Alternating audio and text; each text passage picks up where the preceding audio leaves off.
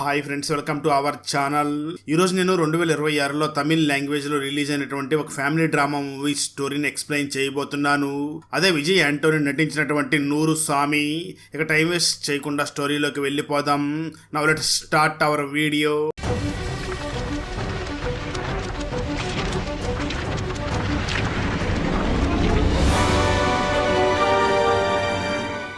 Open చేస్తే movie starting సీన్లోనే ఒక గ్రామాన్ని చూపించడం జరుగుతుంది. ఆ గ్రామంలో ఒక మహిళ ఒంటరిగా కూర్చుని ఆ ఇంట్లో ఏడుస్తూ ఉంటుంది. ఆమె పేరు సెల్వి. ఆమెకి 40 సంవత్సరాల వయసు ఉంటుంది. ఆమెకి 2 కుమారులు ఉంటారు. మొదటి కొడుకు పేరు భరత్. తను చదువు కంప్లీట్ చేసి ఒక కోచింగ్ సెంటర్ని నడుపుతూ ఉంటాడు. రెండవ కొడుకు పేరు వినోద్. తను ఇంకా కాలేజీలో చదువుకుంటూ ఉంటాడు. వీళ్ళిద్దరూ కూడా బయట ప్రాంతంలో ఉండగా వాళ్ళ అమ్మైనటువంటి సెల్వి మాత్రం ఇంట్లో ఒంటరిగా కూర్చుని ఏడుస్తూ ఉంటుంది. సరిగ్గా అదే సమయంలో సెల్వికి తన పెద్ద కొడుకు భరత్ ఫోన్ చేస్తూ ఉంటాడు. అయినప్పటికీ సెల్వి ఆ ఫోన్ లిఫ్ట్ చేయకుండా ఉంటుంది. కొంతసేపటికి తన చిన్న కొడుకు అయినటువంటి వినోద్ కూడా ఫోన్ చేస్తూ ఉంటాడు. కానీ సెల్వి ఆ ఫోన్ కూడా లిఫ్ట్ చేయకుండా మనం ఇక్కడ ఉండకూడదు, వెంటనే బయలుదేరాలి అని అక్కడి నుంచి అర్ధరాత్రి సమయంలో నడుచుకుని వెళుతూ ఉండగా ఊర్లో ఉన్న వాళ్ళందరూ కూడా సెల్విని చూసి ఇంత రాత్రి సమయంలో ఎక్కడికి వెళుతున్నావు అని అడుగుతూ ఉంటారు. సెల్వి వాళ్ళందరికీ కూడా నేను గుడి దగ్గరికి వెళుతున్నాను, కాలినడకన వస్తానని మొక్కుకున్నాను, అందుకే వెళుతున్నాను అని చెప్పి వేగంగా వెళుతూ మనం ఇలా వెళితే లాస్ట్ బస్ కూడా మిస్ అయ్యేలా ఉన్నాం, షార్ట్ కట్లో వెళ్ళాలి అని ఒక షార్ట్ కట్ మార్గంలో వెళుతూ ఉంటుంది. అయితే ఆ సమయంలో ఒక అడవి పంది వచ్చి ఆ సెల్వి మీద అటాక్ చేయడంతో ఆ సెల్వికి చాలా గాయాలవుతాయి. దాంతో సెల్వి అడవి పంది నుంచి తప్పించుకోవడం కోసం పక్కనే ఉన్నటువంటి ఒక బావిలోకి దూకేస్తుంది. అసలు ఇక్కడ సెల్వి ఎందుకు తన కొడుకులు ఫోన్ చేస్తున్న ఫోన్ లిఫ్ట్ చేయడం లేదు, ఇంత రాత్రి సమయంలో తను ఒంటరిగా ఎందుకు ఇంట్లో నుంచి బయటికి వెళుతుంది అన్న విషయాన్ని ఇక్కడ చూపించడం జరుగుతుంది. స్టోరీ గతానికి వెళ్తుంది. సరిగ్గా 15 సంవత్సరాల క్రితం, అంటే సెల్వికి 25 సంవత్సరాల వయసు ఉన్నప్పుడు తన భర్త చనిపోయి ఉంటాడు. దాంతో తన 2 పిల్లల్ని ఎలాగైనా నేనే బ్రతికించుకోవాలి, వాళ్ళిద్దరికీ కూడా తండ్రి లేని లోటు తెలియకుండా వాళ్ళిద్దరికీ కూడా మంచి భవిష్యత్తుని ఇవ్వాలి అని తను పని చెయ్యాలని డిసైడ్ అవుతుంది. అయితే తను పని చెయ్యాలి అంటే పిల్లలు తనకు అడ్డంగా ఉంటారు అని వెంటనే తన పిల్లల్ని తీసుకుని వాళ్ళ అమ్మ వాళ్ళ ఇంటి దగ్గరికి వెళ్తుంది. అలా సెల్వి వాళ్ళ అమ్మ వాళ్ళ ఇంటి దగ్గరికి వెళ్ళి అక్కడ మాట్లాడుతూ, నేను నా పిల్లల్ని చాలా మంచిగా చూసుకోవాలనుకుంటున్నాను, ఒక పనిలో జాయిన్ అవ్వాలనుకుంటున్నాను, నేను మా పిల్లల్ని ఇక్కడ వదిలిపెట్టి వెళ్తాను, మీరే జాగ్రత్తగా చూసుకోండి అని అంటుంది. అయితే ఆ మాటలు విన్నటువంటి సెల్వి అన్నయ్య అయినటువంటి కరుణాస్ చాలా కోపంగా మాట్లాడుతూ, ఇక్కడ ఆల్రెడీ మా పిల్లలు ఉన్నారు, మీ పిల్లల్ని కూడా వదిలిపెడితే నేను పోషించలేను, నీకు కావాలంటే అమ్మ నాన్నని తీసుకుని వెళ్ళు, వాళ్ళే వాళ్ళని చూసుకుంటూ ఉంటారు అని చెప్పడంతో సెల్వి వెంటనే వాళ్ళ అమ్మ దగ్గరికి వెళ్ళి మాట్లాడుతూ, అమ్మ నువ్వు నాతో పాటు ఇంటికి వచ్చి పిల్లల్ని చూసుకుంటూ ఉంటావా అని అడుగుతుంది. అయితే సెల్వి వాళ్ళ అమ్మ మాత్రం సెల్విని చూసి, నేను మీ నాన్నని చూడకుండా ఒక క్షణం కూడా ఉండలేను, నేను నీ దగ్గరికి రాలేను అంటుంది. దాంతో సెల్వి చాలా కోపంగా వాళ్ళ పేరెంట్స్ని చూసి, నాకు మీ సహాయం ఏం అవసరం లేదు, నేను నా పిల్లల్ని ఎలా పెంచుకోవాలో నాకు బాగా తెలుసు అని చాలా కోపంగా అక్కడి నుంచి తన పిల్లల్ని తీసుకుని వెళ్ళిపోతుంది. అప్పటి నుంచి సెల్వి చాలా కష్టపడుతూ వాళ్ళ పిల్లల్ని చూసుకుంటూ, వాళ్ళ పిల్లలు బాగా చదువుకోవాలి అని చెప్పి వాళ్ళ పిల్లల్ని హాస్టల్లో జాయిన్ చేయడం కోసం అక్కడికి తీసుకుని వెళ్తుంది. అయితే సెల్వి పిల్లలు మాత్రం సెల్విని చూసి, నిన్ను చూడకుండా మేము ఉండలేము అని అంటారు. దాంతో సెల్వి కూడా వాళ్ళ పిల్లల్ని చూడకుండా ఉండలేదు కాబట్టి పిల్లల్ని ఇంటికి తీసుకువచ్చి తనే కష్టపడి వాళ్ళని బాగా పెంచుతూ ఉంటుంది. ఆ తర్వాత పిల్లలిద్దరూ కూడా పై చదువుల కోసం హాస్టల్లో జాయిన్ అయ్యి చదువుకుంటూ ఉంటారు. అలా పిల్లలిద్దరూ కూడా హాస్టల్లో జాయిన్ అయ్యి చదువుకుంటూ ఉండడంతో ఇంట్లో సెల్వి ఒక్కటే ఉంటూ తన పిల్లల భవిష్యత్తు కోసం బాగా కష్టపడి పనిచేస్తూ ఉంటుంది. అయితే సెల్వి ఉన్నటువంటి ఊర్లో ఉన్నటువంటి మగవాళ్ళందరూ కూడా రాత్రి సమయంలో సెల్వి ఇంటి దగ్గరికి వెళ్ళి, నీ దగ్గర పిల్లలు కూడా లేరు కదా, మేము నిన్ను ఉంచుకుంటాము అంటూ రకరకాలుగా అసభ్యకరంగా మాట్లాడుతూ ఉంటారు. ఆ సెల్వి ఉన్నటువంటి ఊర్లోనే బాలాజీ అనే ఒక వ్యక్తి ఉంటాడు. తనైతే రెగ్యులర్ గా సెల్వి ఇంటి దగ్గరికి వెళ్ళి తనతో మాటలు కలిపే ప్రయత్నం చేస్తూ ఉంటాడు. ఆ సెల్వి మాత్రం చాలా బాధపడుతూ ఒకరోజు ధైర్యం చేసి ఆ బాలాజీ దగ్గరికి వెళ్ళి మాట్లాడుతూ, నువ్వు ఈ విధంగా నా ఇంటి దగ్గరికి రావద్దు అని చెప్పి తిట్టి అక్కడి నుంచి పంపించేస్తుంది. కట్ చేస్తే ఆ తర్వాత రోజు సెల్వి తనకి వితంతు పెన్షన్ కావాలి అని ఒక టీచర్ దగ్గరికి వెళ్ళి మాట్లాడుతూ ఉండగా సరిగ్గా అదే సమయంలో అటువైపు వెళుతున్నటువంటి బాలాజీ ఆ మాటలు విని వెంటనే సెల్వి దగ్గరికి వెళ్ళి, నీకు వితంతు పెన్షన్ కావాలి అంటే నాకు 10,000 ఇవ్వు, రేపే నీకు ఆ పెన్షన్ వచ్చేలాగా చేస్తాను అంటూ ఉంటాడు. ఆ మాట విన్నటువంటి సెల్వి బాలాజీని చూసి, ఏంటి 10,000 అని అడగ్గా దానికి ఆ బాలాజీ మాత్రం, నువ్వు జీవితాంతం కూడా ఈ పెన్షన్ ని తీసుకుంటావు కదా, ఒక్క 10,000 ఇవ్వలేవా అని అంటూ ఉంటాడు. దానికి ఆ సెల్వి వెంటనే బాలాజీని చూసి, ఎవరు చెప్పారు నీకు నేను జీవితాంతం కూడా ఈ పెన్షన్ తీసుకుంటానని, నేను రెండో పెళ్లి చేసుకోవాలనుకుంటున్నాను అని చెప్పడంతో ఆ మాటలో ఉన్నటువంటి బాలాజీ ఒక్కసారిగా షాక్ అయ్యి అక్కడి నుంచి వెళ్ళిపోతాడు. టీచర్ వెంటనే సెల్విని చూసి, ఏంటి సెల్వి, నువ్వు మళ్ళీ నిజంగానే పెళ్లి చేసుకోవాలనుకుంటున్నావా అని అడుగుతాడు. సెల్వి వెంటనే ఆ టీచర్ని చూసి సమాధానం చెప్తూ, నాకు 25 సంవత్సరాల వయసు ఉన్నప్పుడు నా భర్త చనిపోయాడు. అప్పుడు కేవలం నా పిల్లల కోసమే నేను జీవించాను. కానీ నాకంటూ కొన్ని ఆశలు కోరికలు ఉంటాయి కదా, వాటిని కూడా నేను దాచుకోలేను కదా. కానీ ఈ గ్రామంలో ఉన్న వాళ్ళందరూ కూడా ఏ అమ్మాయికైనా భర్త చనిపోతే ఆ అమ్మాయి ఒంటరిగా జీవిస్తేనే ఆ అమ్మాయి మంచిది. ఒకవేళ ఆ అమ్మాయి రెండో పెళ్లి చేసుకుంటే దానిని చెడ్డదానిలాగా చూస్తూ ఉంటారు. మీరే చెప్పండి, నేను నా భర్తను చంపి ఉంటే నాకు 12 సంవత్సరాల శిక్ష వేసి ఉండేవాళ్ళు. నేనేమీ తప్పు చేయలేదు కదా. కానీ ఇక్కడ నేనేమీ తప్పు చేయకుండానే నా భర్త చనిపోయాడు. ఇప్పుడు నేను జీవితాంతం కూడా ఈ శిక్షను అనుభవించాల్సి ఉంటుందా అని ఏడుస్తూ ఉంటుంది. ఆ మాటలు విన్నటువంటి టీచర్ వెంటనే సెల్విని చూసి, సరే సెల్వి, నాకు తెలిసినటువంటి ఒక పెళ్లిళ్ళు చేసే బ్రోకర్ ఉన్నాడు, అతనితో మాట్లాడి చెప్తాను అంటూ ఉండగా సెల్వి ఆ టీచర్ని చూసి, దానికన్నా ముందు నేను నా పిల్లల పర్మిషన్ తీసుకోవాలి, ఆ తర్వాత నేను బ్రోకర్తో మాట్లాడతాను అంటూ ఉంటుంది. ఆ తర్వాత రోజే మన సెల్వి పెద్ద కొడుకు ఇంటికి వచ్చి ఉన్న సమయంలో టీచర్ అక్కడికి వచ్చి ఆ సెల్వి తనకు చెప్పినటువంటి విషయాన్ని ఆ భరత్ దగ్గర చెప్తూ, నీ తల్లి మళ్ళీ రెండో పెళ్లి చేసుకోవాలనుకుంటుంది అని చెప్పడంతో ఆ మాటలో ఉన్నటువంటి భరత్ ఒక్కసారిగా సైలెంట్ గా ఉండిపోయి అక్కడి నుంచి వెళ్ళిపోతాడు. ఆ రోజు సెల్వి పని ముగించుకుని ఇంటికి రాగా ఇంటి దగ్గర ఉన్నటువంటి తన కొడుకుని చూసి, టీచర్ చెప్పిన దాని గురించి నువ్వేం ఆలోచించావని అడుగుతూ ఉంటుంది. దాంతో భరత్ ఒక్కసారిగా కోపం తెచ్చుకుని తన తల్లిని తిట్టి అక్కడి నుంచి కోపంగా వెళ్ళిపోతాడు. దానికి ఆ సెల్వి కూడా చాలా బాధపడుతూ, ఇక మీదట ఈ విషయాన్ని నా కొడుకు దగ్గర చెప్పకూడదు, ఇక నాకు ఆశ లేదు, ఆ టాపిక్ ని ఇక్కడితో మర్చిపోవాలని డిసైడ్ చేసుకుంటుంది. ఈ విషయాలన్నీ కూడా తన కొడుకు ఒక లెటర్ రూపంలో రాయడంతో ఆ లెటర్ని చదివినటువంటి భరత్ ఒక్కసారిగా ఆనందపడుతూ ఉంటాడు. ఇంతకుముందు సెల్వి చెప్పినటువంటి మాటల్ని గుర్తు చేసుకున్నటువంటి భరత్ సరిగ్గా కూడా చదవకుండా చాలా ఇబ్బంది పడుతూ ఉంటాడు. ఇప్పుడు వాళ్ళ తల్లి లెటర్ రాయడంతో ఆ లెటర్ని చదివినటువంటి భరత్ మళ్ళీ మంచిగా చదవడం మొదలు పెడతాడు. ఆ విధంగా 5 సంవత్సరాలు గడిచిపోతాయి. బాగా చదువుకున్న తర్వాత చదువు ఫినిష్ చేసినటువంటి భరత్ ఒక కోచింగ్ సెంటర్ ని ఏర్పాటు చేసి అక్కడ కోచింగ్ ఇస్తూ ఉంటాడు. మరోపక్క ఊర్లో ఒంటరిగా ఉన్నటువంటి సెల్వి మాత్రం ఇంట్లో ఉన్నటువంటి ఫ్యాన్స్ ని చూసి మాట్లాడుకుంటూ ఒంటరి జీవితాన్ని గడుపుతూ ఉంటుంది. అదే సమయంలో తన చిన్న కొడుకు హాలిడేస్ కోసం ఇంటికి వచ్చే సమయంలో ఆ ఊర్లోనే ఉన్నటువంటి ఒక అమ్మాయితో మాట్లాడుతూ సరదాగా బస్సు దిగి వచ్చి ఉంటాడు. అంటే వాళ్ళిద్దరూ కూడా ఒకరినొకరు ప్రేమించుకుంటూ ఉంటారు. ఈ విషయం ఆ అమ్మాయి వాళ్ళ ఇంట్లో తెలియడంతో ఆ అమ్మాయి డైరెక్ట్ గా సెల్వి దగ్గరకు వచ్చి మాట్లాడుతూ, మీ అబ్బాయి మా అమ్మాయితో కలిసి తిరుగుతున్నాడు, మరోసారి మా అమ్మాయితో కలిశాడంటే మాత్రం మామూలుగా ఉండదు అని వార్నింగ్ ఇచ్చి వెళ్ళిపోతుంది. దాంతో సెల్వి వెంటనే తన చిన్న కొడుకు అయినటువంటి వినోద్ దగ్గరికి వెళ్ళి, నువ్వెందుకు ఆ అమ్మాయితో పాటు తిరుగుతున్నావు అని అడుగుతూ ఉంటుంది. వినోద్ వెంటనే వాళ్ళ అమ్మను చూసి మాట్లాడుతూ, అమ్మ, నేను ఆ అమ్మాయి చిన్నప్పటి నుంచి కూడా ప్రేమించుకుంటున్నాం, నేనంటే కూడా ఆ అమ్మాయికి ఇష్టం అని అంటూ ఉంటాడు. ఆ మాటలు విన్నటువంటి సెల్వి చాలా ఆనందపడుతూ వాళ్ళిద్దరి ప్రేమని కూడా అంగీకరిస్తుంది. అదే సమయంలో సిటీలో ఉన్నటువంటి తన పెద్ద కొడుకు అయినటువంటి భరత్ వాళ్ళ అమ్మకు ఫోన్ చేసి మాట్లాడుతూ, అమ్మ, నేను చాలా బాగా ఆలోచించి చూశాను, ఇన్ని సంవత్సరాలు కూడా నువ్వు ఒంటరిగానే జీవిస్తూ ఉన్నావు, నువ్వు చెప్పిన విషయమే నాకు సరైంది అనిపిస్తుంది, నువ్వు ఒక మంచి అతన్ని చూసి పెళ్లి చేసుకో అని చెప్తాడు. ఆ మాటలు విన్న వెంటనే సెల్వి ఒక్కసారిగా షాక్ అవుతూ ఉంటుంది. ఎందుకంటే ఇప్పుడు ఆల్రెడీ నాకు 40 సంవత్సరాల పైబడి వయసు ఉంది, ఇప్పుడు మళ్ళీ పెళ్లి అంటే ఊర్లో వాళ్ళు ఏమనుకుంటారు, ఇంతకుముందు ఈ విషయం చెప్పినప్పుడు నా కొడుకు నా మీద చాలా తిట్టి వెళ్ళిపోయాడు, ఇప్పుడు ఎందుకు ఈ విధంగా తిరిగి మళ్ళీ పెళ్లి చేసుకోమంటున్నాడు అని ఆలోచిస్తూ ఉంటుంది. ఇక్కడే మనకు భరత్ తన అమ్మ ఫీలింగ్ ని ఏ విధంగా అర్థం చేసుకోనున్నాడు అన్న విషయాన్ని చూపించడం జరుగుతుంది. నిజానికి సిటీలో ఈ భరత్ కోచింగ్ సెంటర్ నడుపుతూ ఉన్నాడు కదా. సెల్వి ఒక 2 రోజులు తన పెద్ద కొడుకు దగ్గర ఉండడం కోసం తన ఇంటి దగ్గరికి వెళ్లి చుట్టుపక్కల ఎవరితో కూడా మాట్లాడకుండా ఇంట్లో ఉన్నటువంటి గోడలతో మాట్లాడుతూ ఉండి ఉంటుంది. ఒకరోజు సెల్వి ఇంట్లో ఉన్నటువంటి సీసీటీవీ కెమెరా దగ్గరికి వచ్చి, నానా భరత్, ఇంట్లో ఒక ఎలుక ఉంది కదా, ఆ ఎలుక ఇప్పుడు బోన్ లో పడిపోయింది అని ఆ ఎలుకని సీసీటీవీ కెమెరా దగ్గర చూపించి మాట్లాడుతూ ఉంటుంది. ఆ వీడియోను చూసినటువంటి భరత్, ఆ ఎలుక ఏ విధంగా అయితే బోన్ లో పడిపోయిందో అదే విధంగా మా అమ్మ 4 గోడల మధ్య ఇరుక్కుని దాని జీవితాంతం కూడా ఇదే విధంగా జీవించాలని ఆలోచిస్తూ ఉంటాడు.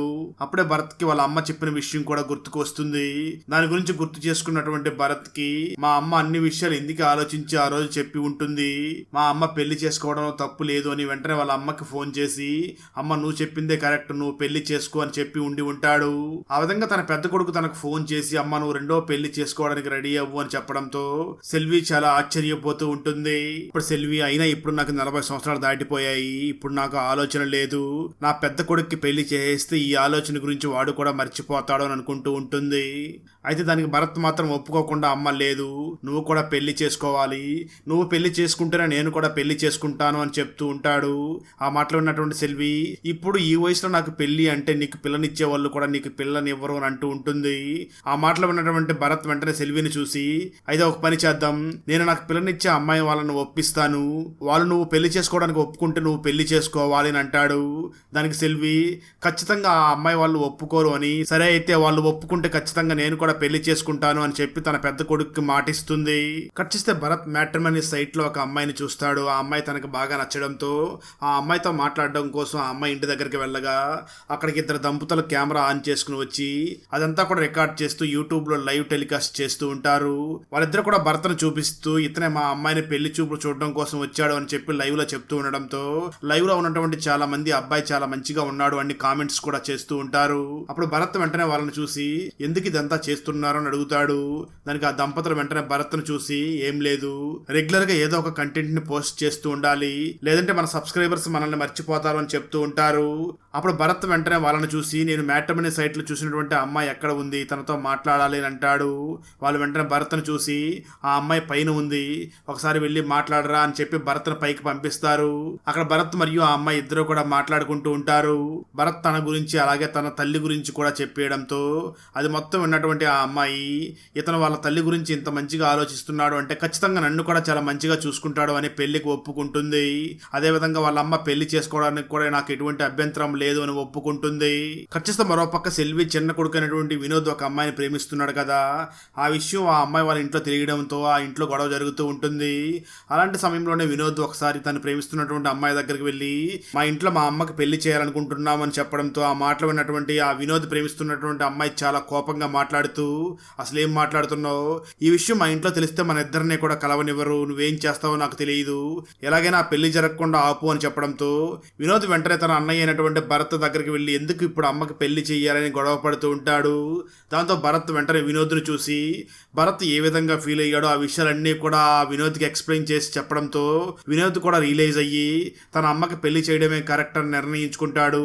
ఆ తర్వాత వినోద్ వెంటనే తన ప్రేమిస్తున్నటువంటి ఆ అమ్మాయి దగ్గరికి వెళ్ళి నువ్వు చెప్పినట్లుగా నేనైతే వినను, మా అమ్మకైతే పెళ్లి చేయడం జరుగుతుంది అని చెప్పడంతో ఆ అమ్మాయి చాలా కోపంగా వినోద్ను చూసి అయితే నీకు నాకు ఇక మీద ఎటువంటి సంబంధం లేదు అని బ్రేకప్ చెప్పి అక్కడి నుంచి వెళ్ళిపోతుంది. అయితే మరోపక్క సెల్వి మాత్రం నాకు ఇప్పుడు 40 సంవత్సరాల వయసు పైబడి ఉంది, ఇప్పుడు నాకు పెళ్ళంటే గ్రామంలో ఉన్న వాళ్ళందరూ కూడా చాలా రకరకాలుగా అనుకుంటారు, నాకు ఇప్పుడు పెళ్లి చేసుకోవడం ఇష్టం లేదు అని వెంటనే తన పెద్ద కొడుకు దగ్గరికి వెళ్ళి ఈ విషయాన్ని చెప్తూ ఉంటుంది. అయితే ఆ మాటలో ఉన్నటువంటి భరత్ వెంటనే తన అమ్మను చూసి నువ్వు పెళ్లి చేసుకుంటావని చెప్పి నేను పెళ్లి చూపులకు వెళ్ళి ఆ అమ్మాయిని చూసి వచ్చాను, నువ్వు పెళ్లి చేసుకోవంటే నేను కూడా పెళ్లి చేసుకోను అని తను పెళ్లి చూపులకు వెళ్ళి చూసి వచ్చినటువంటి ఆ అమ్మాయికి ఫోన్ చేసి మా అమ్మ పెళ్లి చేసుకోవడానికి ఒప్పుకోవడం లేదు కాబట్టి నేను కూడా నిన్ను పెళ్లి చేసుకోను అని చెప్పి ఫోన్ పెట్టేస్తాడు. ఆ తర్వాత అన్నదమ్ములు ఇద్దరు కూడా వాళ్ళ అమ్మ మీద చాలా కోపంతో ఇంటి నుంచి వెళ్ళిపోతారు. అలా సెల్వి కొడుకులు ఇద్దరు కూడా తన మీద కోపంగా సిటీకి వెళ్ళిపోయిన తర్వాత సెల్వి ఒక్కటే ఇంట్లో కూర్చొని చాలా బాధపడుతూ నా కొడుకులు ఎందుకు నా విషయంలో ఈ విధంగా ప్రవర్తిస్తున్నారు, నేను కొద్ది రోజులు కేరళలో ఉన్నటువంటి మా చుట్టాల దగ్గరికి వెళ్ళి వస్తే వాళ్ళు ఏమైనా అర్థం చేసుకుంటారు అని వాళ్ళ కొడుకులు ఫోన్ చేసినప్పటికీ ఫోన్ లిఫ్ట్ చేయకుండా చాలా కోపంగా అక్కడి నుంచి కేరళకి వెళ్ళడం కోసం ఇంటి నుంచి బయలుదేరి వెళ్తూ ఉంటుంది. అప్పుడే మనకు మూవీ స్టార్టింగ్ లో చూపించినట్లుగానే అడవి పంది వచ్చి సెల్వి మీద దాడి చేయడంతో దాని నుంచి తప్పించుకోవడం కోసం సెల్వి చేసేది ఏమీ లేక పక్కనే ఉన్నటువంటి బావిలో దూకేసి ఉంటుంది. ఇక్కడ స్టోరీ ప్రజెంట్ గా వస్తుంది. అలా బావిలో దూకినటువంటి సెల్వి కొంచెం కొంచెంగా మునిగిపోతూ ఉన్న సమయంలో సరిగ్గా అదే సమయంలో అటువైపుగా గుడికి కొంతమంది పాదయాత్రను వెళుతూ ఉంటారు. వారిలో ఉన్నటువంటి మోక్షని బావిలో ఎవరో ఉన్నట్లుగా ఉన్నారు అని వెంటనే అక్కడికి వెళ్ళి బావిలో మునిగిపోతూ ఉన్నటువంటి సెల్విని చూసి తను వెంటనే బావిలోకి దూకి సెల్విని కాపాడి హాస్పిటల్ అడ్మిట్ చేస్తుంది. వాళ్ళ అమ్మ బావిలో పడింది అని తెలుసుకున్నటువంటి కొడుకులు ఇద్దరు కూడా వెంటనే బయలుదేరి హాస్పిటల్ దగ్గరికి వచ్చేస్తారు. కొడుకులు ఇద్దరిని చూసినటువంటి సెల్వి ఇక మీద జీవితంలో ఎప్పుడూ కూడా నా కొడుకుల్ని చూడలేనేమో అనుకున్నాను కానీ చూశాను అంటూ వాళ్ళిద్దరిని కూడా కౌగులించుకుని వెంటనే పెద్ద కొడుకుని చూసి ఇక మీద నువ్వు చెప్పినట్టుగానే చేయాలనుకుంటున్నాను, ఖచ్చితంగా నువ్వు చెప్పినట్లుగానే నేను పెళ్లి చేసుకుంటాను అంటుంది. ఆ మాటలు విన్నటువంటి భరత్ చాలా ఆనందపడుతూ వాళ్ళ అమ్మ ఫోటోని ఒకటి బ్రోకర్కి ఇచ్చి మా అమ్మకి మంచి జోడిని వెతకండి అని చెప్తూ ఉంటాడు. అయితే ఆ విషయం గ్రామంలో ఎవరికీ తెలియకుండా భరత్ చాలా జాగ్రత్త పడుతూ ఉంటాడు. అయితే అతను ఎంత జాగ్రత్త పడుతున్నా సరే అదే గ్రామంలో ఉన్నటువంటి బాలాజీ అనే వ్యక్తి ఉన్నాడు కదా సెల్వి వెంట పడుతూ ఉంటాడు. తనకి మాత్రం ఈ సెల్వి కొడుకులు ఏమిటి పెళ్లిళ్ళు చేసే బ్రోకర్ చుట్టూ తిరుగుతున్నారు అని అనుమానంగా చూస్తూ ఉంటాడు. ఆ భరత్ ఎంత ప్రయత్నించినా సరే ఒక మంచి సంబంధం కూడా రాకుండా ఉంటుంది. సరిగ్గా అదే సమయంలో సెల్విని బావిలో పడినప్పుడు ఒక మోక్షిని అనే ఒక అమ్మాయి కాపాడింది అని చెప్పుకున్నాం కదా. ఆ మోక్షిని మరియు సెల్వి ఇద్దరు కూడా బెస్ట్ ఫ్రెండ్స్ అయిపోతారు. ఎక్కడికి వెళ్ళాలన్నా సరే వాళ్ళిద్దరూ కూడా కలిసి వెళుతూ ఉంటారు. అలా వాళ్ళిద్దరూ కలిసి ఒకరోజు గుడికి వెళ్లి ఉన్న సమయంలో అక్కడ మోక్షిని దేవుడికి దండం పెట్టుకుంటూ, ఈసారైనా మా అన్నయ్య అయినటువంటి వీరస్వామికి త్వరగా పెళ్లి అయ్యేలా చూడు స్వామి అని దండం పెట్టుకుంటూ ఉంటుంది. ఇది మొత్తం విన్నటువంటి సెల్వి ఎలాగైనా ఒకసారి ఈ మోక్షిని వాళ్ళ అన్నయ్యని కలవాలి అని అనుకుంటూ ఉంటుంది. అదే సమయంలో మోక్షినికి సెల్వికి కూడా రెండో పెళ్లి చేయాలని చూస్తున్నారు అన్న విషయం తెలియడంతో తను వెంటనే ఆ సెల్విని చూసి, అయితే ఒక పని చేయండి, మీరు మా అన్నయ్య అయినటువంటి వీరస్వామిని ఒకసారి మా ఇంటికి వచ్చి చూడండి, నచ్చితే పెళ్లి చేసుకోండి అని చెప్పి వాళ్ళని ఇంటికి తీసుకుని వెళ్తూ ఉంటుంది. అలా సెల్వి ఆ మోక్షిని వాళ్ళ ఇంటి దగ్గరికి వెళ్లి ఉన్న సమయంలో అక్కడ ఒక లేడీ మంచానికే పరిమితమై ఉంటుంది.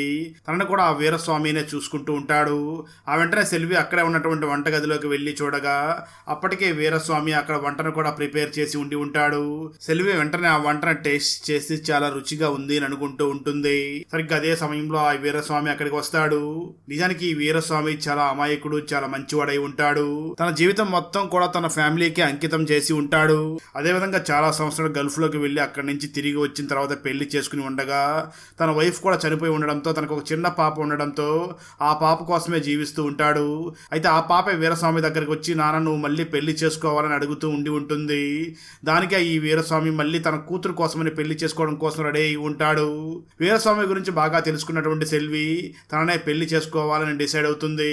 ఆ తర్వాత వీరస్వామి ఫ్యామిలీ మొత్తం కూడా సెల్వి వాళ్ళ ఇంటి దగ్గరికి వెళ్ళగా వాళ్ళకు కూడా సెల్వి బాగా నచ్చడంతో వెంటనే ముహూర్తాలు పెట్టుకుందాం అని అంటూ ఉంటారు. అయితే అక్కడే ఉన్నటువంటి భరత్ మాత్రం వాళ్ళని చూసి, ఇప్పుడే ఆ విషయాలు మాట్లాడుకోవద్దు, మేము కూడా ఒకసారి మీ ఇంటికి వచ్చి మీరు మా అమ్మకి సెట్ అవుతారో లేదో ఒకసారి మేము కూడా చూసుకోవాలి, ఆ తర్వాత మనం ఫిక్స్ చేసుకుందాం అని చెప్పి వాళ్ళని అక్కడి నుంచి పంపించేస్తాడు. ఆ మాటలు విన్నటువంటి సెల్వికి, అంటే నా పెద్ద కొడుకు భరత్ కి ఈ సంబంధం ఇష్టం లేదేమో అనుకుంటూ ఉంటుంది.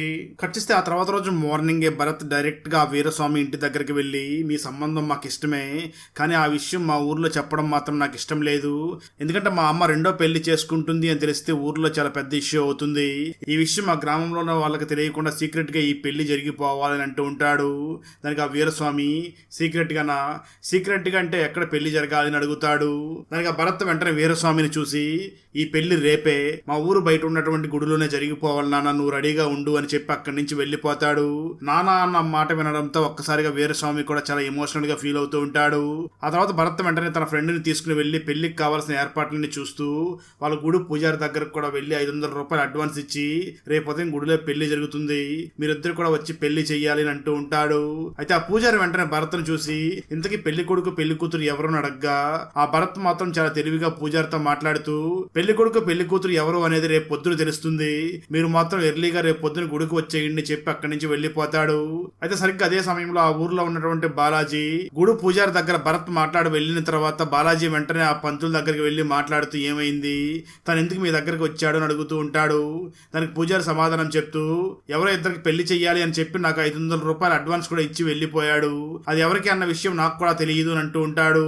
దాంతో ఆ బాలాజీ వెంటనే ఊర్లో ఉన్నటువంటి బ్రోకర్ దగ్గరికి వెళ్లి అడగడంతో అతను వెంటనే బాలాజీని చూసి, ఇంకెవరికి, సెల్వికే పెళ్లి జరగబోతుంది అని అంటాడు.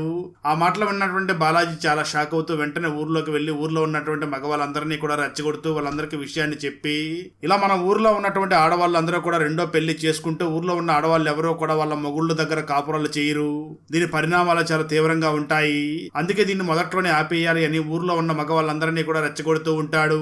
అదే సమయంలో సెల్వి వాళ్ళ కుటుంబ సభ్యులు మరియు తన అన్నయ్య వెంటనే సెల్వి దగ్గరికి వచ్చి మాట్లాడుతూ, నీకు ఈ వయసులో మళ్ళీ పెళ్లి చేసుకోవాలా, ఇప్పుడు నీకు ఇలాంటి కోరికలు ఉన్నాయా అంటూ తనని తిడుతూ ఉంటారు.